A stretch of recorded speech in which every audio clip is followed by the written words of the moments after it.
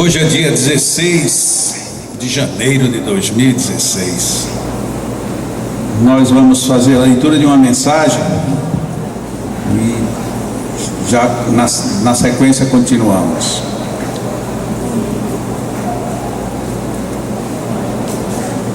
Toda ideia nova forçosamente encontra oposição e nenhuma há que se implante sem lutas.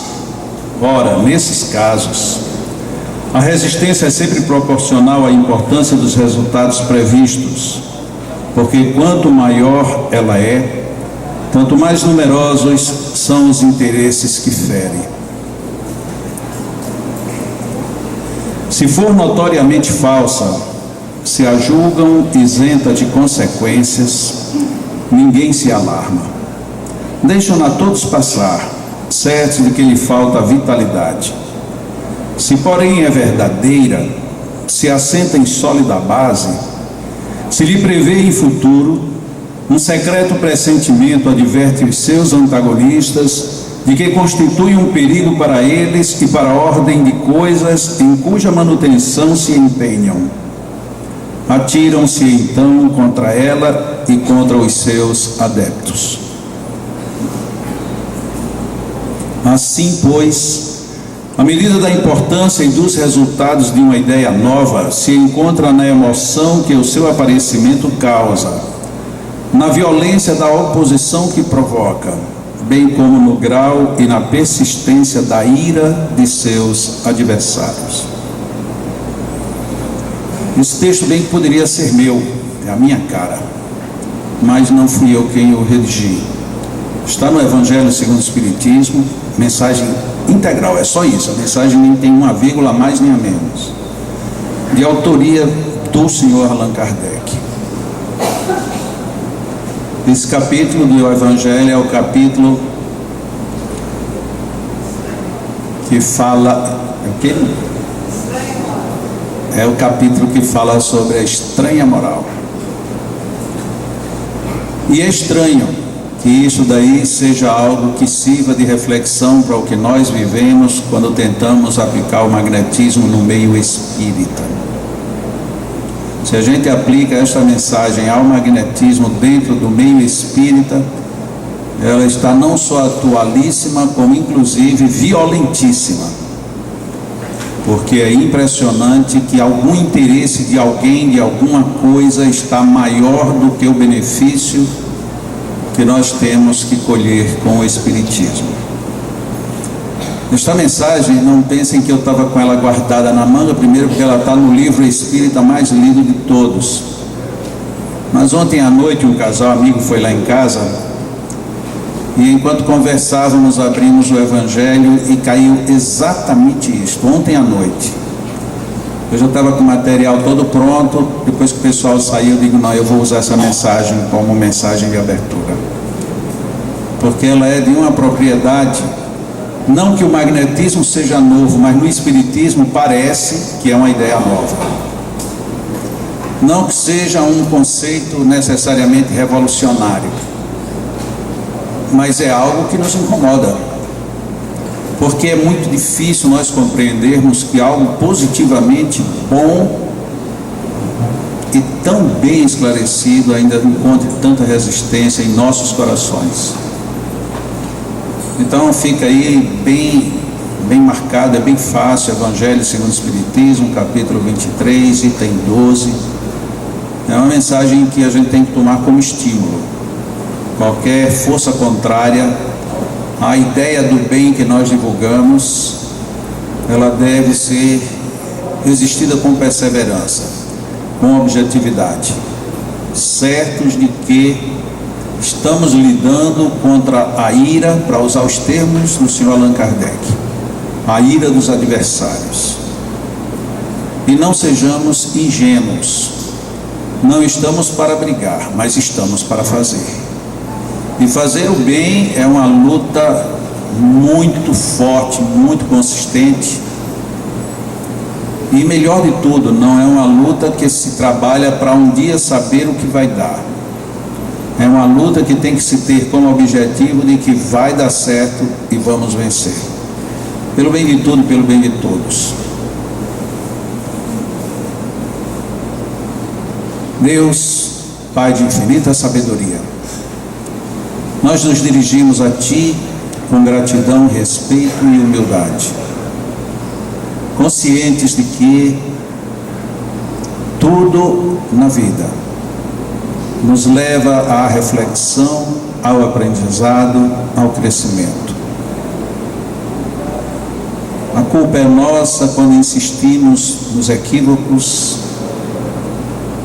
A falha é nossa quando ainda não temos abertos os olhos para andar no caminho cheio de acidentes.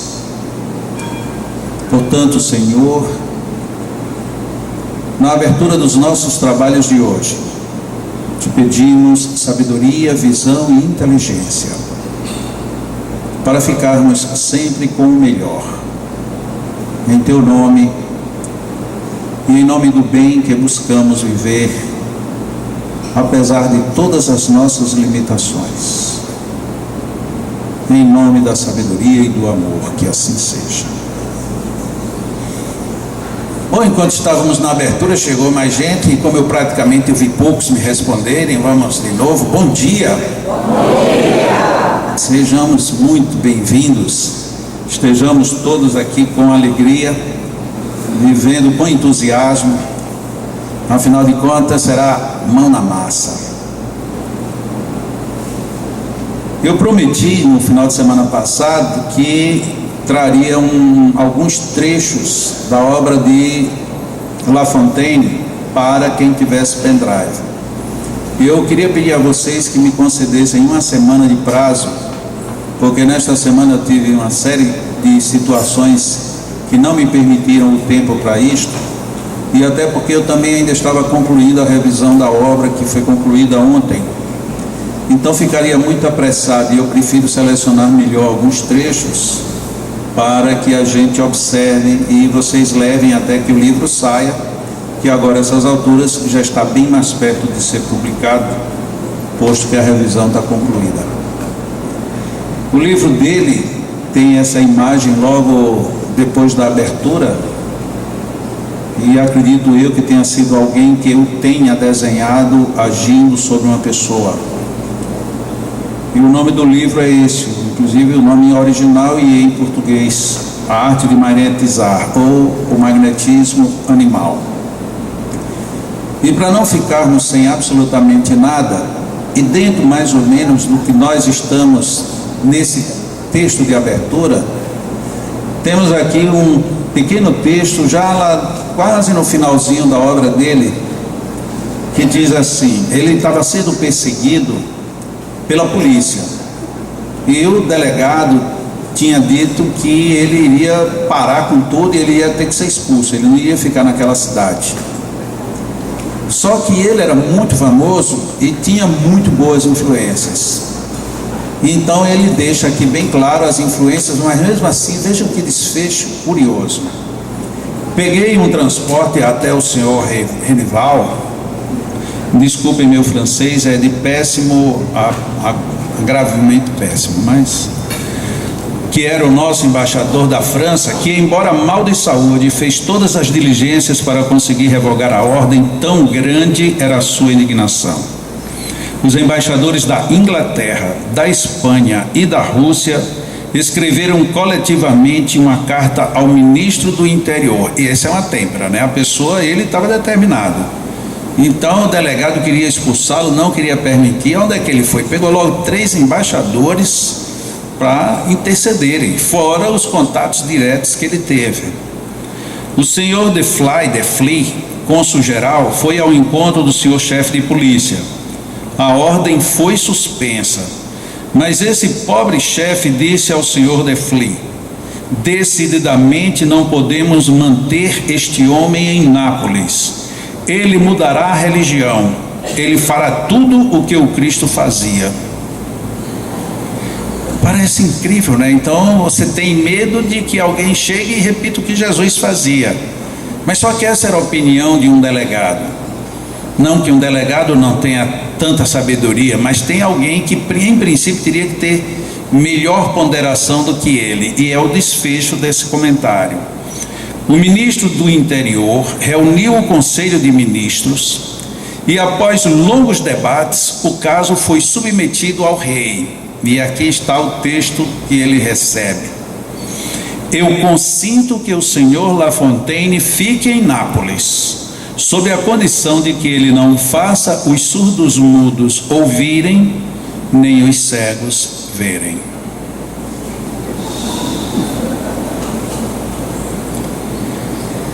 Aí fica difícil. Então, algumas vezes, quando a gente acha que os nossos inimigos estão fortes, não estão ainda não, porque aqui o negócio chegou ao último nível, foi ao rei. E o rei disse: tá bom, então você vai ficar, agora você não pode curar ninguém. Então você vem com um método de cura, mas desde que você não cure. Você vai trabalhar um surdo mudo, mas ele tem que continuar surdo. Você vai operar um cego e ele tem que continuar um cego. Ele vai operar alguém que tem um câncer e tem que continuar até morrer com o câncer. Você não tem o direito de curar. Então isso só para a gente ver um aspecto histórico de como não é apenas local, não é apenas pontual, é bem mais genérico do que a gente imagina. Infelizmente nós temos uma força contrária muito grande. Então, ou somos perseverantes, ou sabemos o que queremos e vamos em busca, ou a gente pode ter certeza que vai cair, porque no caso dele, até o rei se pôs dessa maneira. Bom, eu não posso fazer nada porque ele está certo, mas ele não pode fazer, porque eu não vou permitir. Antes disso, ele escreve um diálogo dele com duas pessoas. Um foi com Lacordaire, que era um grande da Igreja Católica. E o diálogo ele coloca por inteiro, né? Por extenso. E é um diálogo muito rico, em que o padre ele confirma de que existe o magnetismo, sabe que existe o magnetismo, é bom que se tenha o magnetismo, e chega a dizer: o magnetismo é um elemento necessário para a humanidade. Porém, e aí complica tudo de novo. E ele teve uma conversa com o Papa João IX, acho que é isso. Eu sei que é o nono, ou é João, alguma coisa, que lhe diz também a mesma coisa. Você está certo, isso é ótimo. Inclusive a própria igreja deveria ser uma disseminadora do magnetismo. Mas por enquanto isso é precipitado, deixa arquivado.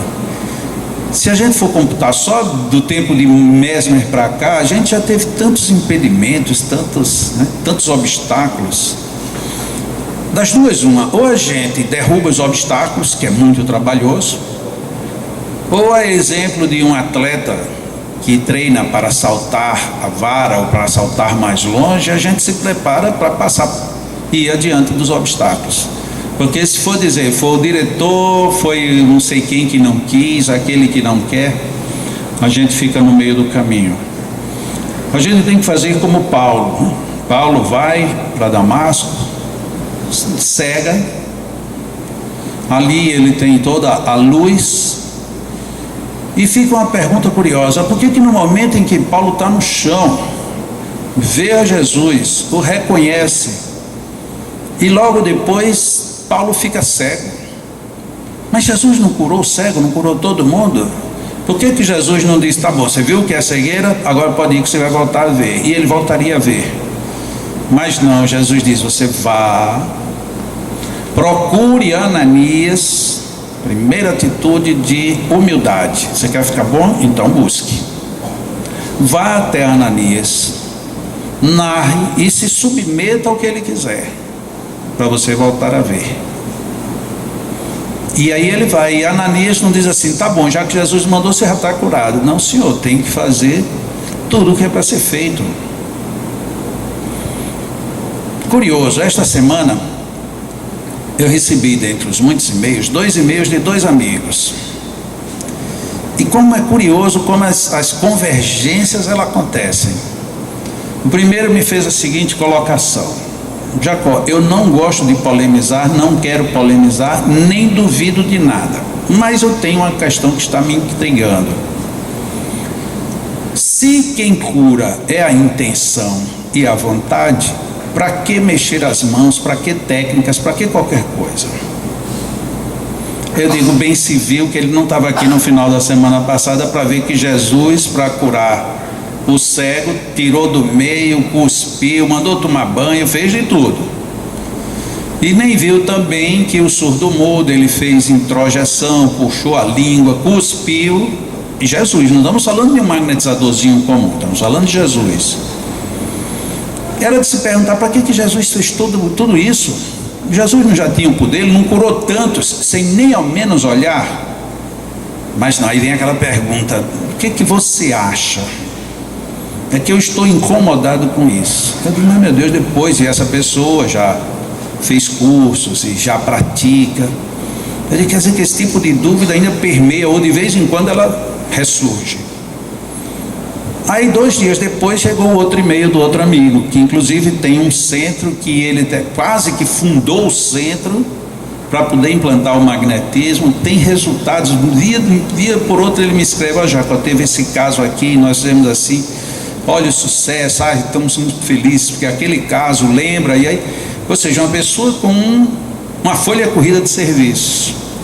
Jacó,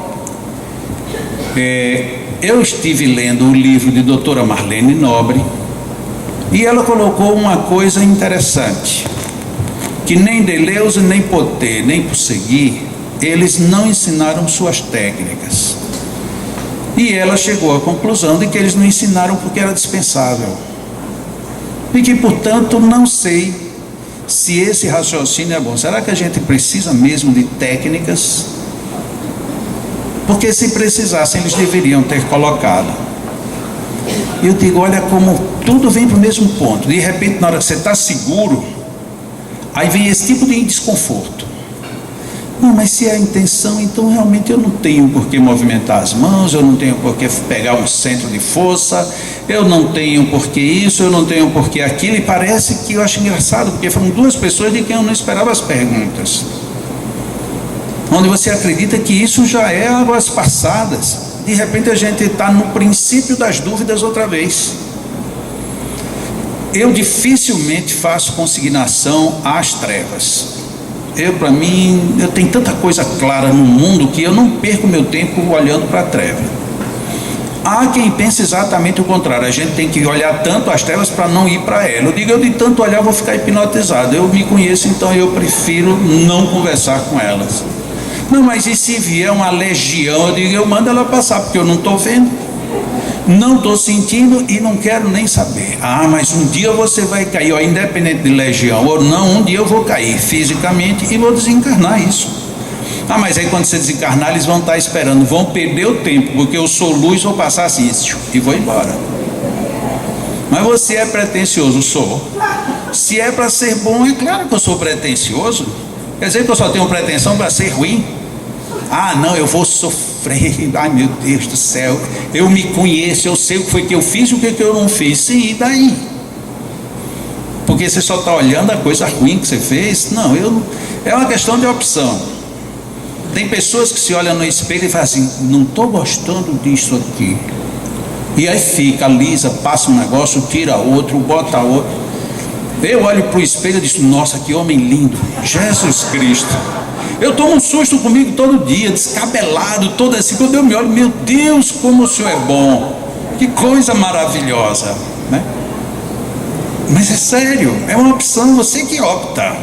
Ou você se compara com alguém, tem uns psicólogos dizendo que é uma das piores coisas que você faz na vida é comparar. Se você quiser ser feliz, apague comparação, porque comparou, você se dá mal.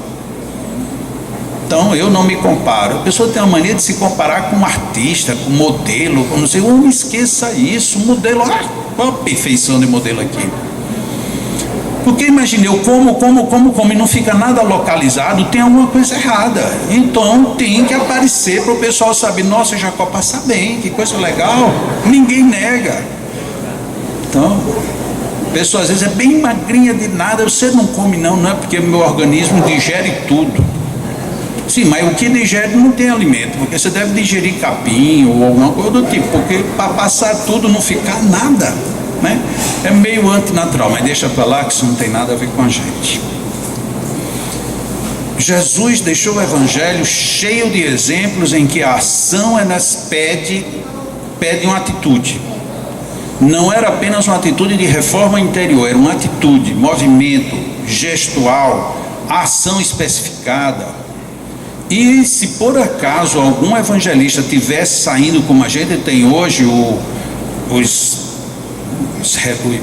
relógios, olha como é que eu estou atrasado, meu Jesus Cristo, tivesse esses aparelhozinhos que a gente tem, que cada aparelho que vocês têm na mão é mais sábio do que esse meu computador desse tamanho. Eu não sei como é que é isso, tão pouca inteligência num espaço tão grande, e põe tanta inteligência num negocinho desse tamanho. Aí já pensou ao longo de Jesus, todo mundo com uma câmerazinha assim, peraí senhor, repita aí por favor, ia ser uma beleza, né? Aí dizer, mas Jesus, e por que você levantou a mão e baixou? Meu filho, é porque é assim, mas é assim por quê? A gente até hoje ainda duvidaria, seguramente a gente diz, isso é efeito, isso é montagem, e se fosse foto é Photoshop, porque a gente não quer acreditar quando não quer, não tem jeito. Então nós vivemos uma situação de conflito interno, a gente se compara muito para produzir pouco. Na hora que a gente deixar se comparar e fizer o que é necessário, o que a gente faz quando a gente faz alguma coisa errada? Diz, todo mundo faz é sinal de que você se comparou. Você não é todo mundo, você é você.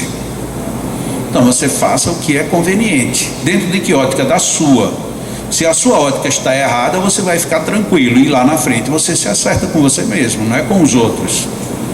Porque essa história de que a gente, quando chegar do lado de lá, vai ter um tribunal, você não vai ter um tribunal, você leva o tribunal com você, leva junto. Como o meu tribunal gosta de mim, por isso é que eu estou numa boa. Porque meu tribunal se chama minha consciência. Só tem uma parte do meu tribunal que eu ainda estou educando ela, que se chama o superego. Esse eu estou tentando educar, mas está um trabalho danado. Meu superego me cobra tantas coisas que eu às vezes quero fugir e ele não deixa. Mas um dia eu ainda pego ele na contramão e dou um drible no meu superego. Então, nós temos vivido assim nesses conflitos. O trabalho de magnetismo é um trabalho extremamente sério. E a gente quer um ícone, a gente quer alguém de modelo. Mas ninguém é modelo, nós somos os nossos próprios ícones. E como é que eu forjo isso? Através da experiência. E tem uma experiência dolorida, você vai fazer sem saber o que está fazendo. É dolorido, porque você vai errar, você vai sofrer com o erro, você pode atingir indevidamente quem você não queria. E o outro lado é, você pode fazer e ir mesmo. E vencer, e realizar, e superar, e assim sucessivamente. Nem sempre a gente tem a segurança que deveria, ou a segurança que queremos ter, mas de alguma forma a gente já começou a ter segurança no momento em que a gente decidiu a estudar. Eu costumo colocar o seguinte argumento: a gente usa muito, eu não tenho condições de aplicar passes. Eu não sei se isso é uma autoanálise ou é um pedido de desculpas pela falta de coragem. Porque normalmente eu contraponho a essa questão: se você não tem condições, quem está aplicando tem. E aí a gente começa, mas quem sou eu para julgar? Não, se você está se julgando, você pode julgar os outros. E eu falei sobre isso semana passada. Julgar todo mundo pode, a condenação é que é complicada.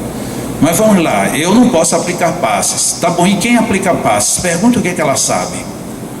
Escolha 3 perguntas básicas e faça, para ver se ela responde. E você vai ver que a gente não responde. Como é que você faz? De onde é que você acha que está saindo o fluido que você aplica num passe? Eu não sei, eu deixo para os espíritos. Sim, mas eu não estou perguntando dos espíritos, eu quero saber você. Porque se ele está ali utilizando, de alguma forma você faz parte do contexto. O que acontece sem você nessa hora? Eu sinto um arrepio. Tá bom, estamos na mesma pergunta. E de onde vem o arrepio? Não eu não sei. Tá vendo? Você não sabe nem por que você arrepiou. E você sabe aplicar passes? Não, mas é que eu tenho muito amor. Você sabe o que é amor? Essa é uma pergunta cruel. Eu sei, então me defina o que é amor. não com frases de efeito. Me defina o que é amor. Não, amor é... E aí não sai. Porque a gente definir amor dentro do que a gente entende profundamente por amor, a gente não sabe dizer.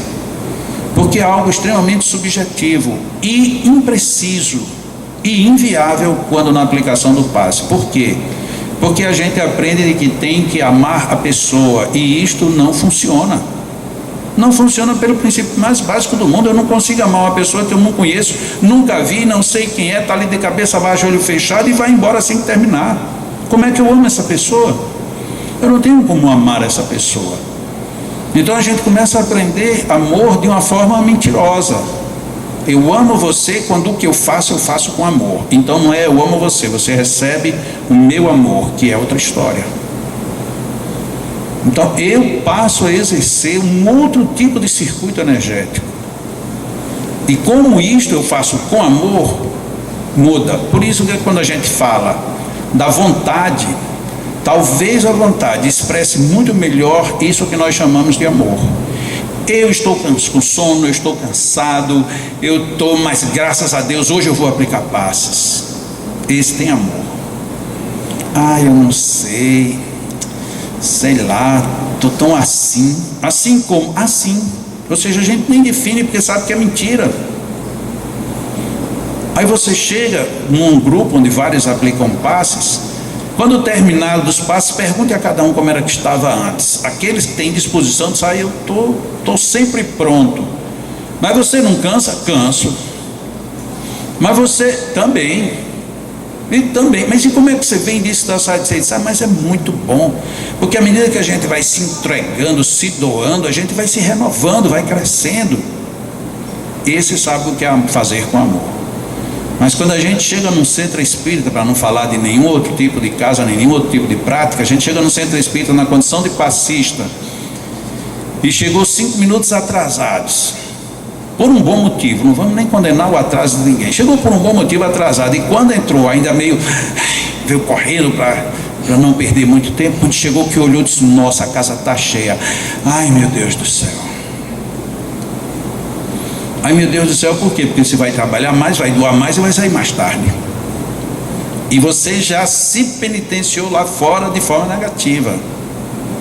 Você poderia chegar atrasado, oba, hoje tem muita gente, vou ajudar muitas pessoas. Mas só que isso não é filosofia, nem isso é frase de efeito, isso tem que ser existencial. Esse é um prenúncio do amor que desponta. Porque a gente fala muito de uma forma bonita, sabe? As pessoas que falam de magnetismo, de passes no caso, chegam assim, meus irmãos, nós precisamos estar muito bem, tranquilos para aplicar o passe. Então a gente vai doar o melhor que nós temos. Tudo é muito bonito e está certo. Só que a gente não se emociona com isso. Aí a gente chega na hora de qualquer jeito, vai de qualquer jeito, e quando cai aquela pessoa para a gente aplicar um passe, diz, mas Jesus está com raiva de mim. Olha a coisa que ele botou aqui para aplicar passe. Mas Jesus está com raiva ou está querendo? Olha, manere aí, porque se você não maneirar agora vai sair fogo. Então, olha a experiência aqui, vamos nessa. Mas aí a gente aprende outra coisa. Quando tiver algum inimigo para você aplicar um passe, é porque isso é um encontro reencarnatório. Tem um encontro reencarnatório que está dando errado e vai continuar dando errado, porque o outro olha para você e faz. E você faz, aguente que agora. Você está aplicando o passe, ainda está ali no infight, ainda está na briga com a pessoa. O que é eu estar bem? É ter essa disposição. O que quer que seja, a quem quer que seja, eu vou fazer o melhor. Se definir. E quem vem vai receber meus bons fluidos, a minha felicidade, a minha harmonia, a minha saúde. Tome, eu lhe dou. Existe uma experiência que foi feita em São Paulo, porque São Paulo é um dos estados, é o estado brasileiro que tem o maior índice de transplantes e, portanto, é o que tem o maior índice de captação de órgãos. E tem muita gente que precisa principalmente de transplante de rins, que é um transplante relativamente comum hoje em dia. E São Paulo tem um fornecimento muito grande por conta de acidentes de motos. Eu estou dizendo isso porque eu conversei com uma das pessoas que trabalhou nessa área. E ele disse: Jacó, quando começa a melhorar o trânsito, quando chega nessa época de feriado, o pessoal vai para as praias, a gente começa a não ter órgão, porque cai o índice de mortalidade dos motoqueiros. Então, apesar de que ninguém quer que morra gente, mas quanto mais motoqueiro morrer, melhor para doação. Olha que coisa paradoxal, muito paradoxal. E aí, na continuidade da conversa, ele disse: mas tem um fato que é curioso, Jacó, muito curioso. Quando alguém se suicida, mesmo que seja um suicídio em que os órgãos, teoricamente, seriam todos aproveitados, esses órgãos hoje em dia não são aceitos mais para transplante, porque o índice de rejeição é elevadíssimo. Então você implanta um órgão de um suicida, pode esperar que vai dar problema. Aí a gente pode dizer: bom, mas o órgão não se matou, quem se matou foi o dono do órgão. Esse é o princípio que a gente pensa. Só que como nós não somos órgãos, nós somos energias. Quando eu me disturbo a ponto de querer me matar e concretizo isso, eu desestabilizo toda a minha estrutura somática. O que acontece? Os meus órgãos ficam energeticamente comprometidos. Daí o alto índice de rejeição, por maior ou melhor que seja a compatibilidade biológica. Isto sinaliza de que a intenção, a maneira como você vai trabalhar, como você agora pegando doação de órgãos e doação de energias, isto é vital. Eu tenho que ter uma disposição boa. Esse é o ponto de partida. Realmente a gente precisa ter uma boa ação de amor, amorável. A gente precisa ter uma boa ação de equilíbrio, a oração, a prece.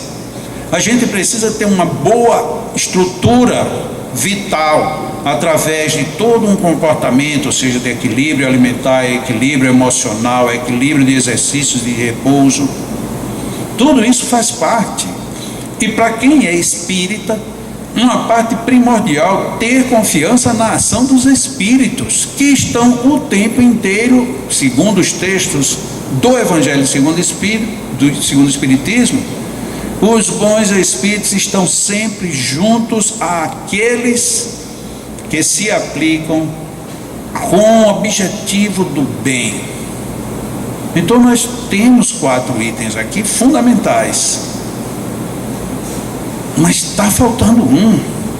Está faltando o cuspe, está faltando o toque na língua, está faltando a introjeção. Estou falando apenas daquelas referências que a gente colocou aqui a semana passada de Jesus.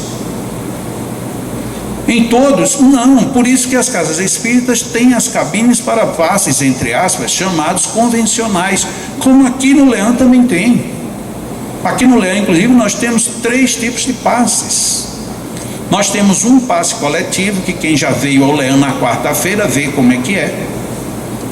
E quem ainda não está, tem um pessoal aqui de Campinas que está doido para saber, tem gente do Rio de Janeiro, tem gente de Campos do Rio, né, que estão doidos para me perguntar: a gente pode vir quarta-feira? Eu quase que eu dizia não, bem sério, mas aí para não deixar os corações magoados, eu digo pode, né?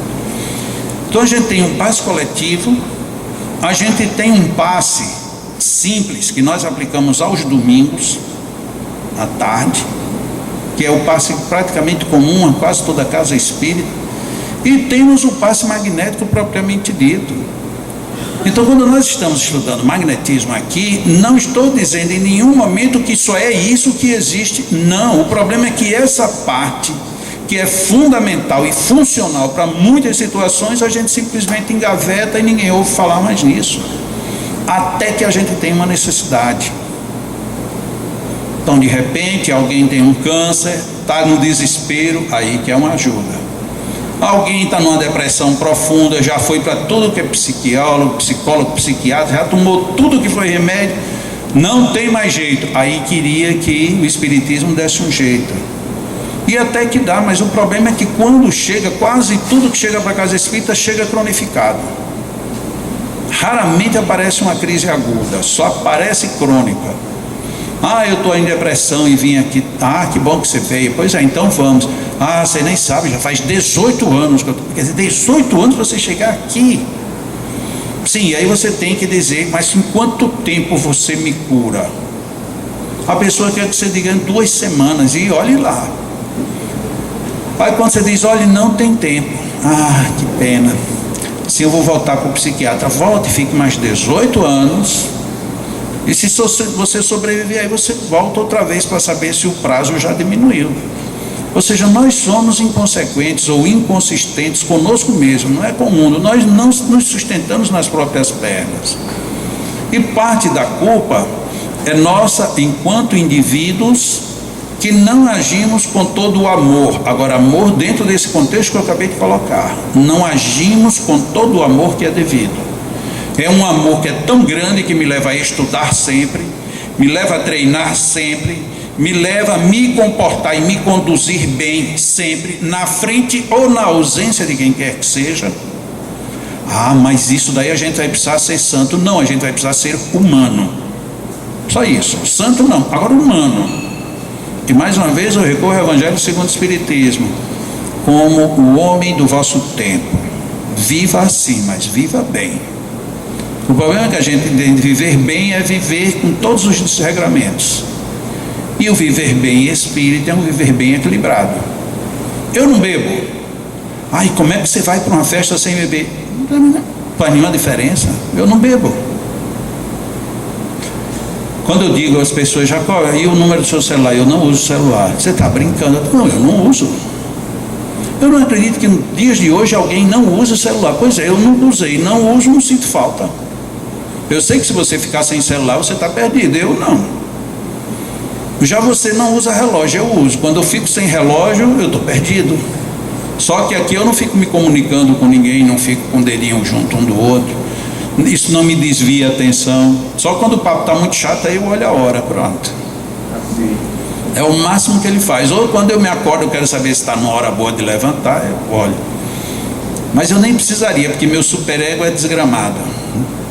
Essa noite Lúcio chegou e disse, não, vou colocar para as 6h30. Digo, tá bom, 6h30. E aí eu consultei o superego, e aí 6h30 tá bom? Ele disse, tá bom. Às 6h08 eu me acordo.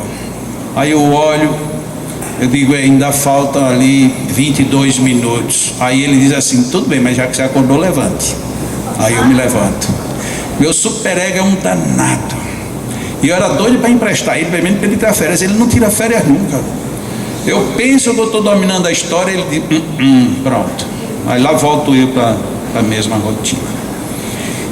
Então, cadê Bira? Opa, Bira, está muito ocupado aí? Você sabe que você é o meu modelo preferido aqui, né? Porque aí o pessoal vai e pergunta, diga aquele cara que ano passado tinha cabelo. Eu digo, ele não, é para você ficar aqui, meu amigo. Sim, tá bom. Ele quer tirar o zoom, porque se ficar com o zoom só eu apareço. E, óbvio, né? Tire todo, que eu vou precisar que você seja visto por inteiro. Bira é meu modelo vivo. Tem uma amiga nossa, a Wendy, ela está bem ali, pessoa super gente fina, que ela acredita que no próximo ano a gente vai ter aqui uma solução feita por ela. Ela disse que pegou um manequim. Eu só não empresto Bira, viu? Ela disse que vai encher esse manequim de fios e com circuitos para colocar os centros de força luminosos. E quando for aplicar um passo, você vai fazer um tato, veja onde é que está doente, aí você passa a mão e acende a luz. Aí, opa, tá? Então vai ser fácil. Só que na realidade isso não existe, mas ela vai fazer tudo legal. E ela estava perguntando milimetricamente onde é que fica tal centro. Eu disse aqui, não, mas onde? Ela quer assim, sabe? Bem precisamente. O esplênico que abre de lado tem um raio laser no projeto dela.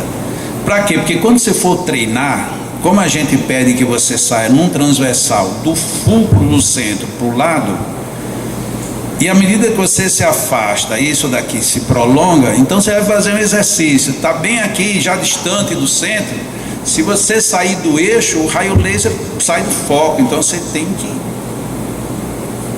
Mas enquanto isso eu vou usar Bira, que já é um raio laser por natureza, The Flash. No Nos centros de força que nós vimos semana passada, nós colocamos ali visualmente 7 muito rápidos. E nem entrei em detalhes, porque, como eu disse, na leitura dá para a gente pegar o detalhe básico.